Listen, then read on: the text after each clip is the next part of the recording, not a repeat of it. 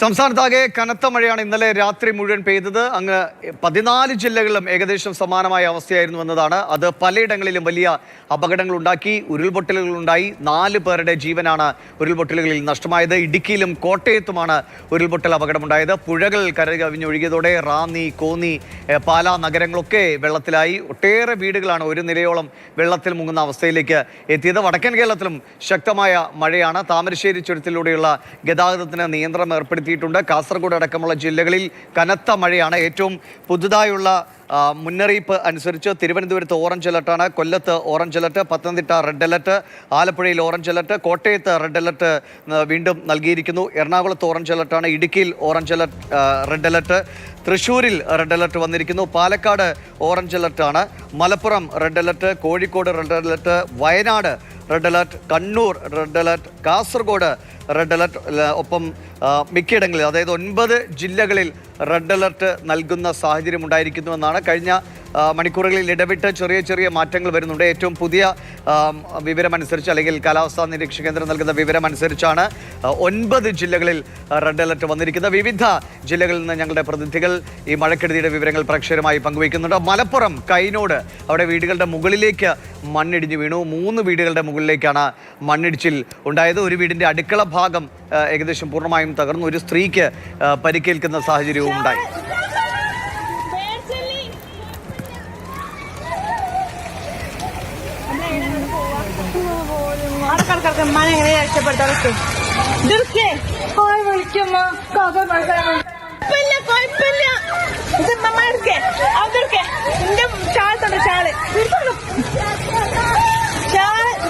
അരുൺ അമൃതാഥ് വിവരങ്ങളുമായിട്ടുണ്ട്. അരുൺ, ഇപ്പൊ ഈ ദൃശ്യങ്ങളിൽ കാണുന്ന സ്ത്രീയെ എങ്ങനെയാണ് രക്ഷപ്പെടുത്തിയത്? അവരുടെ പരിക്ക് ഗുരുതരമാണോ? മറ്റെന്തൊക്കെയാണ് ജില്ലയിലെ അവസ്ഥ? പരിക്ക് ഗുരുതരമുള്ളതല്ല, ആശ്വാസകരമാണ്. അതായത് ആശുപത്രിയിലേക്ക് മാറ്റിയിട്ടുണ്ട് എന്നുള്ളതാണ്. സാരമായി പരിക്കേറ്റിട്ടില്ല എന്നുള്ളതാണ്. പക്ഷേ ആശങ്കയുണ്ടാക്കുന്ന ദൃശ്യങ്ങൾ തന്നെയായിരുന്നു ദിവിഷ്. രാവിലെ 6 മണിയോടുകൂടിയാണ് ഈ കൈനോട് ഈ മേഖലയിൽ ഇത്തരത്തിൽ 3 വീടുകൾക്ക് മുകളിലേക്കായി മണ്ണ് ഇടിയുന്നത്. അപ്പോഴായിരുന്നു ആ വീട്ടമ്മ ആ മേഖലയിലായിരുന്നു ഉണ്ടായിരുന്നത്. ഉമൈബ എന്ന വീട്ടമ്മ ആ മേഖലയിൽ ഉണ്ടായിരുന്നത്. അവരുടെ കാല് ഇതിനടിയിൽ അകപ്പെടുന്ന ഒരു സാഹചര്യം ഉണ്ടായി. അപ്പോൾ തന്നെ പ്രദേശവാസികളെത്തി ആശുപത്രിയിലേക്ക് കൊണ്ടുപോകുന്ന സ്ഥിതിയാണ് ഉണ്ടായത്. പ്രദേശവാസികൾക്കൊക്കെ ഒരു വലിയ ആശങ്ക ആ സമയത്ത് ഉണ്ടായി എന്നുള്ളത്. എന്താണ് ഉമ്മ സംഭവിച്ചത്? അതന്നെ, ഈ ഓവ് തുറന്നു കൊടുക്കുകയാണ്. അപ്പോഴൊന്നും പൊട്ടിയിട്ടില്ല. അതിൻ്റെ ശേഷമാണ് നന്നായിട്ടാണ് മറിഞ്ഞു. അപ്പോൾ ഓളും ചാടി. അപ്പോൾ അവർ മാത്രമേ അവിടെ ഉണ്ടായിരുന്നുള്ളൂ അല്ലേ? ഞങ്ങളൊക്കെ അപ്പുറത്തേന്. അപ്പം വന്നപ്പോൾ ഓളും ഇങ്ങനെ നീച്ചിക്കൊണ്ട് അങ്ങനെ 3 വീടുകൾക്ക് മുകളിലേക്കാണോ? ഇന്ന് പുലർച്ചെ ഈ 3 വീടിന് സാരമായ രീതിയിൽ പരിക്ക് പറ്റാൻ സാധ്യതയുള്ള രീതിയിലാണ് ഇപ്പോൾ ഈ മണ്ണിടിച്ചിലുണ്ടായത്. 6 മണിക്ക് ഇവർ ഭക്ഷണം പാകം ചെയ്യാൻ വേണ്ടി എണീച്ച സമയത്ത് ഇവിടെ വെള്ളം കെട്ടി നിൽക്കുന്നത് കണ്ടു. അതിശക്തമായ മഴയായിരുന്നു ഇന്ന് രാവിലെ തൊട്ട്. അപ്പോൾ ആ മഴവെള്ളം ഒഴുക്കി വിടാനുള്ള ശ്രമം നടത്തിയപ്പോഴാണ് ആ സ്ത്രീക്ക് പരിക്ക് പറ്റി അപകടാവസ്ഥയിൽ. നന്നായിട്ട് പോയാലുണ്ട്. അപ്പോൾ നഗരസഭ ചെയർപേഴ്സൺ ഉൾപ്പെടെ പ്രദേശത്തെത്തി സ്ഥിതിഗതികളൊക്കെ വിലയിരുത്തുന്നുണ്ടല്ലോ. അതെ, ഒരു ടെൻഷനാണ്. 3 വീടുകളാണ് അടുത്തടുത്തുള്ളത്. 2 വീടിന് വിള്ളലുണ്ട്. ഒരു സ്ത്രീയാണ് നേരത്തെ ഇങ്ങനെ ഇതിൽ മണ്ണിനടിയിൽ. പക്ഷേ ഹെൽത്ത് ഒന്നും ഇഷ്യൂസ് ഒന്നുമില്ല. അവർക്ക് വേദന ഉണ്ടെന്ന് പറഞ്ഞപ്പോൾ ബാക്ക് പെയിൻ ഒക്കെ ഉണ്ടെന്ന്, കൈ വേദനിക്കുന്നു പറഞ്ഞപ്പോൾ ഹോസ്പിറ്റലിൽ പോയി. ഇവരെ അടിയന്തരമായിട്ട് ക്യാമ്പിലേക്ക് മാറ്റാൻ അറേഞ്ച് ചെയ്തിട്ടുണ്ട്.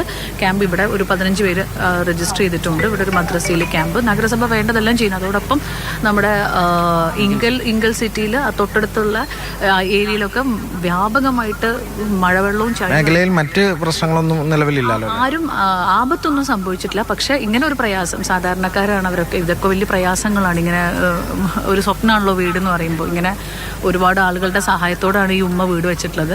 അപ്പോൾ അവരുടെ ഒക്കെ ഒരു പ്രയാസങ്ങളുണ്ട്. എന്നാലും ഇവരൊക്കെ സേഫായിട്ടിരിക്കുക എന്നുള്ളതാണ് ആദ്യം ചെയ്യേണ്ടത്. അതിന് വേണ്ട നഗരസഭ കൂടെ ഉണ്ട്. ഇങ്കൽ പ്രദേശത്ത് ശരിക്കും പറഞ്ഞാൽ ആ ഏരിയയിൽ കൊമേഴ്ഷ്യലായിട്ട് പല സ്ഥാപനങ്ങളും തുടങ്ങുമ്പോൾ നഗരസഭയ്ക്ക് യാതൊരു റോളും ഇല്ല. അതിനകത്ത് ലൈസൻസ് കൊടുക്കുന്ന അധികാരികൾ ശ്രദ്ധിക്കേണ്ട ഒരുപാട് കാര്യങ്ങൾ ഇതിനകത്തുണ്ടെന്ന് കൂടി ഈ അവസരത്തിൽ ഓർമ്മപ്പെടുത്തുകയാണ്. അതെ, അത്തരത്തിലുള്ള കാര്യങ്ങളൊക്കെ നമ്മുടെ മുന്നിലുണ്ട്. എന്തായാലും ആരോഗ്യനില തൃപ്തികരമാണ് ഉമൈബ എന്ന് പറയുന്ന വീട്ടമ്മയുടെ. എന്നാൽ ഈ മേഖലയിലാണ്, കൈനോട് എന്ന് പറയുന്ന മേഖലയിലാണ് ഇത്തരത്തിൽ രാവിലെ പുലർച്ചയോടുകൂടി മണ്ണിടിച്ചിലുണ്ടായത്. ഒരു നാട്ടുകാർക്ക് ആശങ്കയുണ്ടാക്കി.